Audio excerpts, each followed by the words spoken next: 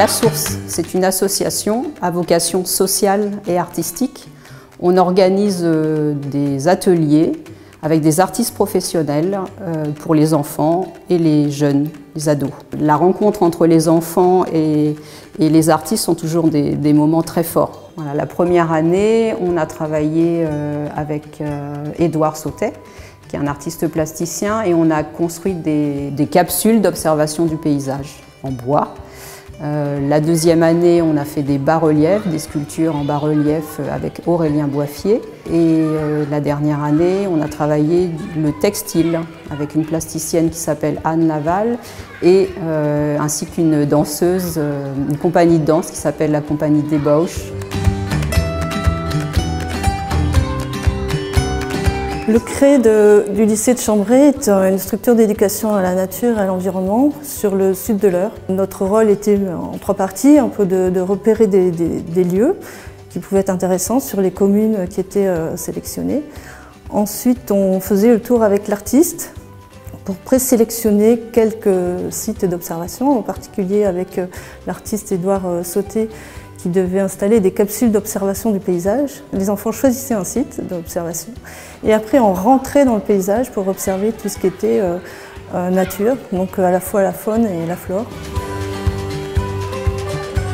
Les enfants sont toujours acteurs en fait dans toutes les animations qu'on fait. Donc, quand j'ai un petit qui me dit « je ne savais pas que j'étais bien dans la nature », on a gagné. C'est vrai que les projets artistiques qu'on a proposés aux enfants du territoire, on les a ouverts vers l'art, mais aussi vers l'observation de leur environnement proche. Avec toutes les classes qui ont travaillé sur ces projets, c'était des médiums différents et ils ont tous adoré.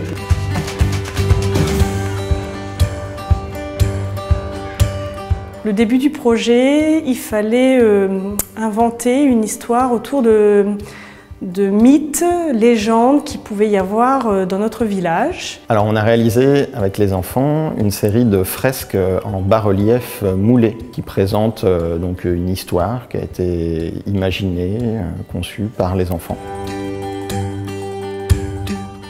Comme on est très vite dans l'action et qu'en fait il y a plein de procédés techniques, en fait les enfants ne se lassent pas et découvrent chaque jour des nouvelles choses en fait. Notre fresque, on l'a installée autour de la porte d'entrée principale du préau de l'école. Donc en fait, c'est l'endroit où tout le monde rentre pour aller à l'école et où les enfants passent, à mon avis, 10 à 12 fois par jour.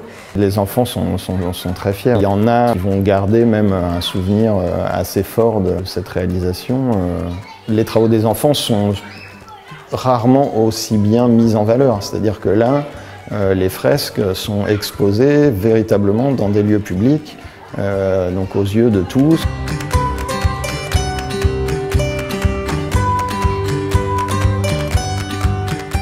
Donc, sur ce projet, on a travaillé donc, avec un centre d'accueil pour handicapés adultes et du coup, ça nous a permis de créer un lien avec cette association. Ce qui a été extrêmement riche, évidemment, c'était les relations qu'on a tissées donc, avec les adultes de l'association. Donc en fait, ça a été très transversal au niveau apprentissage, en tout cas par rapport au programme de CP-CE1. Ça a touché énormément de points du programme. Ça a été très fédérateur sur le moment où ça a été fait, où ça a été créé. Ça a été fédérateur au niveau des élus, ça a été fédérateur au niveau du corps enseignant qui s'est occupé, le plasticien, les enfants, ça a formé un bon groupe, je trouve.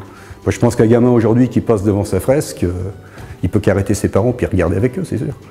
Mais sincèrement, c'est le point de départ d'une réflexion, de se dire, après tout, effectivement, quand on s'est promené le nez en l'air, de se dire, bah, flûte, c'est vrai qu'on a quelque chose, quoi. On a du patrimoine, on a de l'histoire. Ça m'a permis également, d'un point de vue personnel et un petit peu plus largement au niveau des habitants, de découvrir la ville de Breteuil, parce qu'on ne la connaissait pas, on connaît jamais la ville dans laquelle on habite.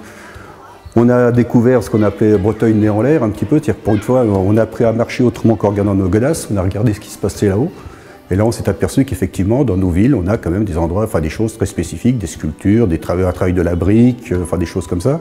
Alors, travailler avec des enfants sur des restitutions qui sont des bas-reliefs, qui sont des sculptures textiles, qui sont des cabanes d'observation. Ce qui est intéressant, c'est toute la démarche. Et donc après, ça fait des adultes, quand ils souhaitent rénover des bâtiments, qui, étant donné qu'ils savent nommer quelque chose, eh bien, ils sont capables de le rénover et de le respecter en tant que patrimoine.